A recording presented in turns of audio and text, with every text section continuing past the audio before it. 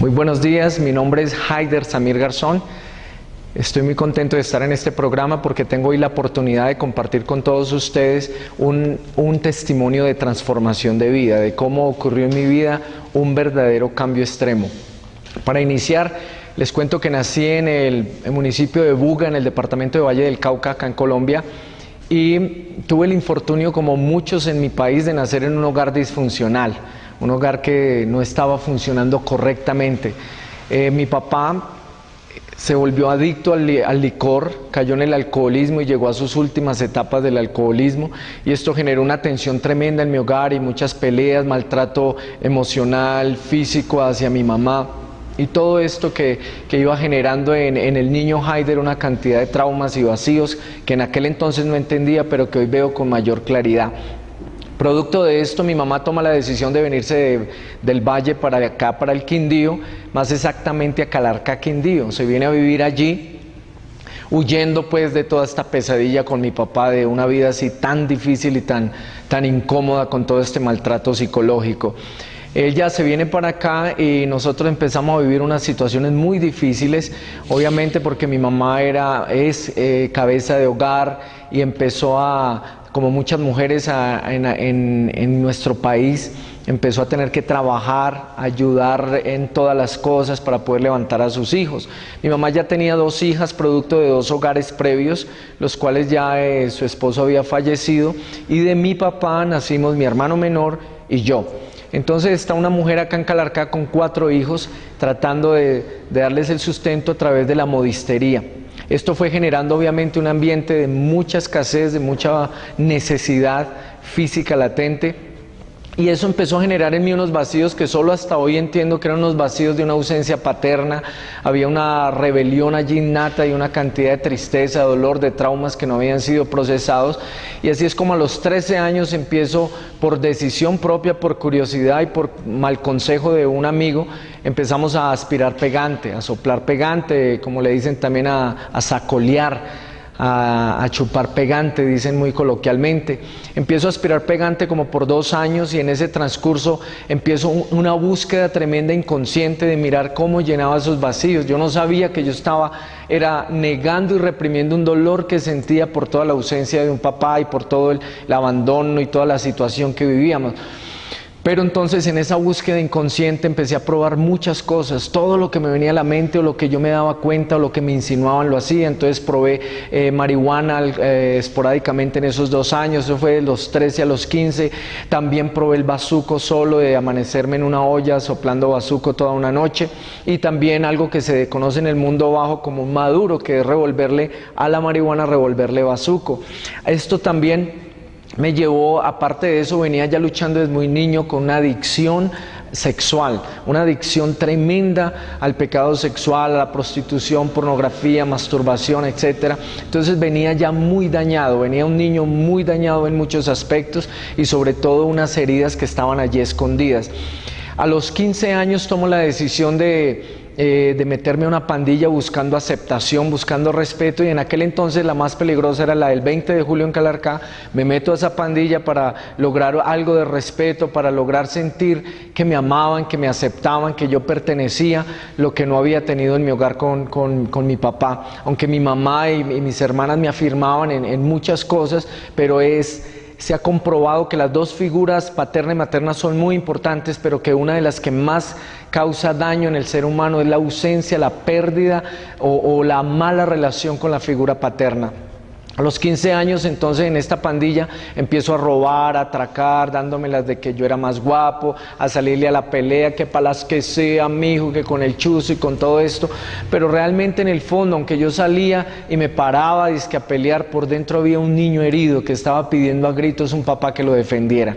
Eso era lo que había realmente dentro de mí, pero yo no quería aceptarlo, y me la pasé huyéndole a esa rabia, o negando que yo tenía una rabia interna hacia la vida, una rabia hacia Dios y una rabia hacia mi papá y hacia todas las condiciones en las que me había tocado vivir.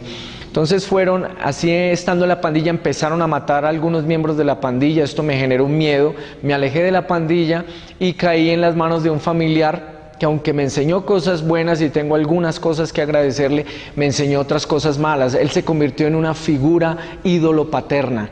O sea, él se convirtió en una figura paterna a la cual empecé a buscar refugio en él y a imitarlo. Y él me enseñó entonces a involucrarme en el mundo bajo del tráfico de las drogas, microtráfico primero, y me enseñó entonces cómo manejar, a papeletear bazuco, a manejar ollas de bazuco en Calarcá.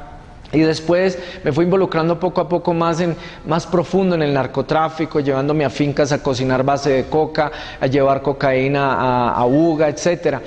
Y eso me generó a mí una sensación de poder y de fama y me generó como que yo iba a ser el más duro, el capo más duro, y que todo eso era con la buena motivación de comprarle una casa a mi mamá, que la casa para la cucha y que todo esto, cosa que nunca se logró hacer porque ese dinero era maldito. Así como llegaba ese dinero se perdía, entraba en saco roto. Esto entonces generaba mayor frustración, mayor rabia y unos auges de delirio, de grandeza, de orgullo, de autosuficiencia y de prepotencia, creyéndome ser el mejor capo del mundo. Entonces esto me llevó a que al empezar a trabajar con cocaína, tomo la decisión un día de mi cumpleaños de probar la cocaína que yo vendía. Empiezo a aspirar cocaína y me quedé enganchado allí, me volví un periquero muy adicto. Tenía que consumirme una roca de 25,000 pesos semanales. Empezaba a veces un jueves en la noche o un viernes y el domingo por la noche estaba todavía aspirando. En 2 ocasiones me llegó a dar casi una sobredosis, casi paro cardíaco, donde se me rompieron todas las fosas, los glóbulos de las fosas nasales y empecé a derramar sangre. Me vi muy cerca a la muerte y allí sí me acordaba de Dios. Ahí sí decía yo, ¿por qué estoy haciendo? Dios mío, ¿qué pasa con mi vida?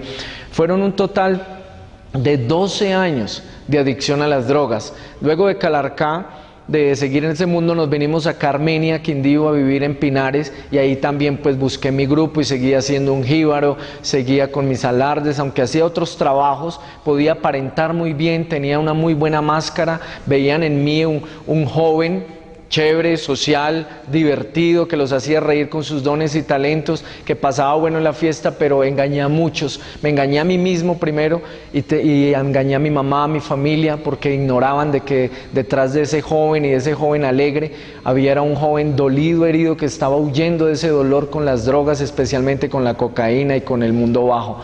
Entonces mi vida giró así, fueron 12 años de estar tratando de escapar, porque eso son las drogas, un escapismo, que uno cree inconscientemente que está escapando de la realidad, y aunque escapa momentáneamente no se ha ido. Cuando aterriza en su sentido común está peor, hay mayores problemas y el vacío no se llenó aparentemente y trajo un placer falso, un falso consuelo, pero realmente no estaba lleno el hueco, y ese hueco, esa es la búsqueda. Hoy yo quiero hablar, si hay alguna persona que está en problemas de adicción, cualquier adicción que sea, que me está escuchando, le quiero decir que sí se puede, que usted lo que está buscando es a Dios. Hoy todo lo que estos pandilleros, todo lo que estos jóvenes de tribus urbanas y todo eso, pura raíz de rechazo, están buscando a Dios, el amor perfecto lo están buscando en su bareto y todo, y no se han dado cuenta. Eso estuve buscando yo, y por 12 años estaba negando el dolor que tenía, la rabia que tenía hacia la vida y hacia mi papá. Cuando alguien hablaba, pero es que el papá y la mamá, yo decía, que va, papá es cualquiera, hombre, no, mamá es lo único. Salía a flote mis reacciones de dolor, había un dolor que no quería reconocer. Y así fue como mi cara fue transformada. Ustedes van a ver después unas imágenes que van a salir y van a ver cómo en mi rostro se veía el odio que yo tenía. Había un odio allá, había una tristeza profunda. Mis ojos, la Biblia dice que los ojos son el reflejo del alma, o sea, son el espejo del alma o las ventanas del alma. O sea que por los ojos se ve lo que realmente está adentro. Y adentro había dolor, tristeza, odio, ira, resentimiento, frustración, falta de perdón.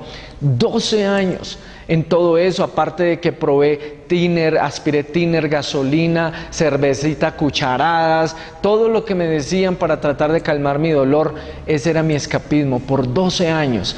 Yo no sé cuántos años usted ha estado atrapado de pronto en una adicción, y yo quiero hoy, a través de mi testimonio, darle la gloria al Señor, para que usted se dé cuenta de que sí se puede y de que aunque las ayudas externas que podemos involucrar en un proceso de adicción, como centros de rehabilitación, psiquiatría, psicología, medicamentos, hospitalizaciones, son necesarias en muchos casos, ayudan a mucho en el proceso, créame, si usted no involucra a Dios en su proceso va a ser muy difícil y me atrevería a decir que imposible que usted sea verdaderamente libre, porque no se puede. Así fue que una vez me confrontaron el 9 de octubre de 1998, me confrontaron con mi verdadera necesidad. ¿Sabe una cosa? Uno mientras está en el mundo de las drogas o apartado de Dios, uno cree que su principal problema es, ay, la plata del arriendo, ay, necesito tal cosa, ay, el estudio o el trabajo, o quiero dejar el vicio, o incluso las drogas, quiero esto, y cree que esa es la principal necesidad del ser humano, o sea, solucionar los problemas. Pues a mí el 9 de octubre de 98, 3 meses antes del terremoto, me confrontaron con mi realidad, con mi verdadero problema, y yo no me había dado cuenta. Y yo quiero que hoy usted piense, ¿qué problemas alternos tiene? Porque yo le quiero demostrar hoy que esos problemas no son los principales. Esos problemas no son lo que usted tiene que arrancar a solucionar. Son importantes, tienen su momento y hay que solucionarlos, pero usted tiene un problema mayor. Ese problema mayor es que usted está separado de Dios por el pecado. Y eso fue lo que me ocurrió a mí el 9 de octubre del 98. Alguien me confrontó con mi pecado y me hizo la prueba de la buena persona. ¿Sabe cuál es la prueba de la buena persona? Que es que todos, la mayoría, nos creemos buenas personas, que porque no somos como Hitler, ni como Osama Bin Laden, o como tantas personas que a nivel mundial nos los muestran como los peores terroristas, etcétera, y nos creemos las buenas personas, pero a mí me hicieron la prueba de la buena persona, y yo a usted en pocos minutos lo quiero confrontar con mucho amor y respeto para que usted como yo se dé cuenta que su necesidad principal no es arreglar su hogar, no es que su esposo vuelva, no es que la hija arregle con el esposo, no es que el hijo vuelva, que deje las drogas. Eso no es su principal problema. Su principal problema es que usted, como toda la humanidad, dice Romanos 3:23, todos hemos pecado, incluyéndome, soy yo el primero, y estamos destituidos de la gloria de Dios. Y por estar destituidos de la gloria de Dios tenemos un gran problema, que solamente la solución a ese problema está en Jesucristo, y es algo que más adelante le voy a explicar. Entonces, les decía que a mí me confrontaron con mi verdadera necesidad. Hoy yo quiero confrontarlo a usted. Le voy a hacer rápidamente la prueba de la buena persona que me hicieron a mí. ¿Usted se cree buena persona? Si usted se cree buena persona, dígame por qué. ¿Será porque hace buenas obras de caridad? ¿Será que porque va a la iglesia? ¿Porque ayuna? ¿Porque da limosna? ¿Porque es mejor que otras personas? Permítame comprobar eso. Le voy a hacer 3 preguntas usando el estándar moral que Dios tiene para toda la humanidad. Se llaman los 10 mandamientos. Primera pregunta, ¿alguna vez he dicho una mentira? ¿Cierto que sí? Aunque sea mentira piadosa, eso es mentir. ¿Cómo se le dice a alguien que dice una mentira? Mentiroso, ¿cierto? Segunda pregunta, ¿alguna vez se ha quedado con algo que no era suyo? Así haya sido un borrador de niño, eso se llama robo. ¿Cómo se le dice a alguien que roba? Ladrón. Tercer pregunta de los 10 mandamientos, ¿alguna vez usted ha mirado o deseado a alguien con lujuria sexual? Lo más seguro es que sí. Jesús dijo que el que mira a alguien para desearlo con lujuria sexual ya está quebrantando el 7º mandamiento, que es no cometerás adulterio. Dice que ya adulteró en el corazón. Fuera de eso, ¿usted ha odiado a alguien? La Biblia dice que si usted ha odiado a alguien, usted es asesino. Primera de Juan 3:15. Entonces, con solo 4 de los 10 mandamientos, usted mismo por su propia admisión, usted acaba de aceptar que ha sido culpable de quebrantar estos 4 mandamientos. Santiago 2:10 dice que si uno ha quebrantado uno solo, se hace acreedor de toda la ley. Esa fue la prueba que a mí me hicieron. Entonces usted se puede dar cuenta que ni usted ni yo somos tan buenas personas como pensábamos. Y nos creemos buenas personas porque nos medimos con el estándar moral de la sociedad. Pero eso no es el estándar que Dios va a usar el día del juicio. El día del juicio Él va a usar el estándar de su ley moral, los 10 mandamientos. Esa es la mala noticia. Si usted es culpable, entonces ¿dónde pasaría su eternidad si usted muere hoy? Lo más seguro, dice la Biblia, en el infierno. Pero aquí le traigo la buena noticia. Yo espero que a usted le preocupe. Usted que me está escuchando le preocupe, y como yo no quiero ni quería, ni deseo que nadie vaya al infierno. Dios tampoco quiere que usted vaya al infierno. Usted y yo somos quebrantadores de la ley de Dios, hemos pecado. Cuando uno quebranta una ley se genera una multa, y esa multa requiere un pago. La multa está en Romanos 6:23, dice: la paga del pecado, la multa, la consecuencia del pecado es muerte, es una separación eterna de Dios. Pero la buena noticia está acá. ¿Sabe usted qué hizo Dios para que usted no tenga que ir al infierno? Él envió a Jesucristo a pagar esa multa que usted y yo debíamos, y lo envió hace más de 2000 años para morir en la cruz y pagar la multa que teníamos toda la humanidad de pecado. Él ya pagó la multa para que no tengamos que ir. Ahora, ¿qué tenemos que hacer entonces para que usted pueda solucionar su real problema? Porque su real problema es la separación que usted tiene de Dios por su pecado. Si usted muere hoy en sus pecados, usted no va a tener vida eterna al lado de Jesús. Usted va a morir separado de Él. Entonces la buena noticia es: Él paga la multa, pero usted necesita hacer 3 cosas para acceder a ese regalo. Primero, arrepentimiento, lo cual significa reconocer sus pecados delante de Él y apartarse de ellos. Eso fue lo que yo hice el 9 de octubre del 98. Cuando a mí me confrontaron, yo dije: yo estoy embalado, yo necesito a Dios, perdóname Dios, yo he fallado, he quebrantado tu ley, te entrego mi vida, yo quiero que tú seas mi Señor y mi Salvador, te la entrego, transfórmame, perdóname, yo sé que he hecho mal. Entonces, y apartarse, me tocó hacer todo lo que estuviera a mi alcance para empezar a evitar amistades, los que me llevaban a las drogas, bajarme en el bus unas cuadras antes para dar la vuelta, etc. Y eso es bíblico. La Biblia dice: si tu ojo te es ocasión de caer, sácalo de ti, échalo, porque es mejor entrar al cielo tuerto que entrar al infierno con los 2 ojos buenos. Entonces hay que hacer una parte nosotros. Entonces empiece por reconocer sus pecados, pedirle perdón a Dios y apártese de ellos. Lo segundo que usted tiene que hacer es poner su confianza no en una religión ni en ninguna iglesia. Por eso yo a usted no le estoy hablando ni de denominaciones ni de iglesia. Eso, aunque es importante, es secundario. Usted necesita poner toda su confianza en el único que vertió la sangre por usted y que dio su vida por usted y que murió en la cruz por usted, Jesucristo. Él murió en la cruz del Calvario y cuando terminó dijo: consumado es. Usted tiene que poner su confianza en Él. Él es el único camino para llegar a Dios. A usted no lo va a llevar a Dios ninguna religión. Ninguna religión ni ninguna iglesia lo va a llevar a Dios. Lo que lo va a llevar a Dios es una relación con Jesucristo, una relación personal, donde a través de Él aprende a conocer a Dios como Padre. Y lo tercero, usted tiene que empezar a leer su palabra y alimentarse de su palabra y ver las verdades que allí están y ponerlas en práctica. Y luego más adelante Dios lo va a ubicar en un lugar, Dios lo va a ubicar en una congregación posiblemente donde va a encontrar personas que han sido también redimidas por la sangre de Cristo, y usted debe empezar a tener unas relaciones. El reino de los cielos se mueve por relaciones, muévase por relaciones, pero la principal es la suya como hijo salvado, rescatado con Dios como Padre. Eso fue lo que ocurrió conmigo, y desde allá hasta aquí, ¿cuál ha sido el cambio? Llevo 13 años experimentando la verdadera libertad. Juan 8:36 dice que si Jesús lo libera, será verdaderamente libre. Y si hay una verdadera libertad, quiere decir que hay una falsa libertad.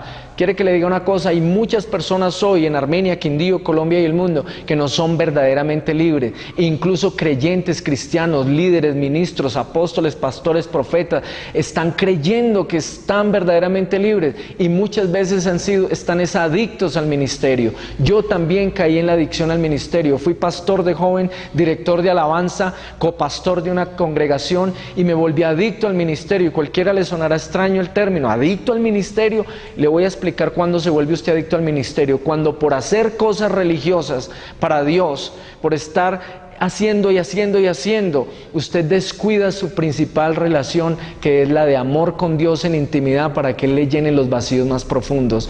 Cuando eso ocurre, usted empieza a apartarse de su papá Dios, que es el que lo llena y le da el consuelo, la paz, el amor, la aceptación, y usted va a empezar automáticamente a buscar esa aceptación y esa identidad en lo que hace. Eso me pasó a mí. Yo me desbordé con mis talentos, mis habilidades y mis dones, me desbordé a servir al pueblo de Dios, y es importante servirlo. Lo que estoy hablando acá es el orden de prioridades, y descuidé a mi Dios, dejé la luna de miel y me dediqué fue a servir, y me quedé quemé ministerialmente. Así que si cualquier ministro me está oyendo, sin importar que usted sea pastor, apóstol, profeta, evangelista, maestro, líder de alabanza, líder de joven, pastor de jóvenes, tenga cuidado. La adicción ministerial es una de las cosas más sutiles y está así en cantidad en el cuerpo de Cristo. Dios no lo ama a usted por lo que usted haga. Dios no lo va a bendecir a usted porque haga y ayude personas. Dios lo ama por lo que usted es en Cristo Jesús, porque usted es un hijo de Dios, porque la sangre lo lavó. Entonces, para ese proceso Dios tuvo que pararme ministerialmente. Más de año y medio me paró ministerialmente, donde me prohibió volver a predicar, a enseñar, a hacer cantidad de cosas para poderme tratar la luna de miel que quedó inconclusa, para llenarme de su amor y poder reflejarlo a la primer congregación que es su familia. Y me llevó a primero encargarme de mis primeras ovejitas, mi esposa y mis 2 hijos, para poder lograr la unidad y el amor que Él quiere en una familia, para reflejarlo luego al barrio, luego a la sociedad y luego a los que Él va poniendo ministerialmente. Entonces lo animo a que tenga cuidado con eso, porque hay cosas sanas y buenas que se pueden convertir en adicción, como el deporte, el trabajo y muchas cosas más que yo podría mencionarle. Las adicciones son infinitas. Todo aquello que desplaza a Dios del primer lugar se le convierte en una adicción, se le convierte en un ídolo, y usted estaría quebrantando el primer mandamiento: no tendrás dioses ajenos delante de mí, y no tendrás ídolos ni imágenes. Entonces yo espero que mi testimonio le ayude a reflexionar. La buena noticia es que sí se puede. 13 años de verdadera libertad. Hoy tengo 38 años. Y como podrá ver, mi rostro ha cambiado grandemente en comparación con la imagen que usted vio hace unos momentos. He cambiado totalmente. Hoy soy una persona de bien, ciudadano de bien. Soy profesor de inglés. Estoy levantando mi propia empresa de enseñanza de inglés. Tengo una esposa maravillosa, se llama Sonia, 2 hijos maravillosos, David Andrés y Juan Daniel, de 8 y 7 años, que acaban de ganar el año juicioso. Estoy levantando una familia diferente, no con las mismas garras y marcas del pecado con las que yo fui levantado. Sí se puede. Le animo que en el nombre del Señor Jesús usted hoy se dé una oportunidad, sea cual sea su adicción o su trampa o su pecado, donde usted esté atrapado, la situación más imposible que usted esté viviendo, le digo que con Él se puede. Caiga de rodillas hoy, arrepiéntase, dígale: Señor, perdóname, yo te necesito, yo he quebrantado tus mandamientos, yo merezco el infierno. Gracias por enviar a Jesús, gracias por esa buena noticia, gracias por pagar la multa por mí. Yo te entrego mi vida, me humillo delante de ti, te necesito. Empiece a establecer su dependencia de Dios y va a ver todo lo que Dios hace con usted. Luego, posiblemente muchos de ustedes, después de entregar su vida a Dios, van a necesitar un proceso de restauración, para lo cual lo animo. En lo que yo pueda ayudarle, con mucho gusto. Mi esposa y yo nos hemos especializado en procesos bíblicos de restauración profunda, ayudando a restaurar hogares disfuncionales, hogares que estaban a punto de divorciarse, ayudando a restaurar prostitutas, sicarios, narcotraficantes, guerrilleros. Todas las personas necesitamos de Dios, y especialmente estamos ayudando a muchos drogadictos, así que si podemos ayudarlo, con mucho gusto. Van a ver unos datos allí en pantalla, donde usted va a poder ver la página web de nuestro ministerio, que se llama Verdaderamente Libre, y usted puede allí ingresar y contactarnos, y con el mayor de los gustos vamos a ir a visitarlo y a impartirle los principios que Dios nos ha enseñado, que son sencillos, prácticos, pero sobre todo profundos y bíblicos, y que tienen la unción de Dios para liberarlo a uno, para mostrarle la verdadera libertad. Yo quiero agradecerles por haberme dado la oportunidad de haber estado en este programa, compartiendo lo que Dios es capaz de hacer.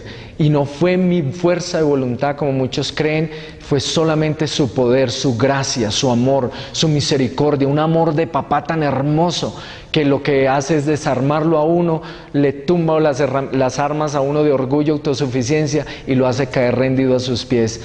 Con Él se puede. Lo animo a que experimente la verdadera libertad. Gracias por su atención. Hasta la próxima. Que el Señor los siga bendiciendo.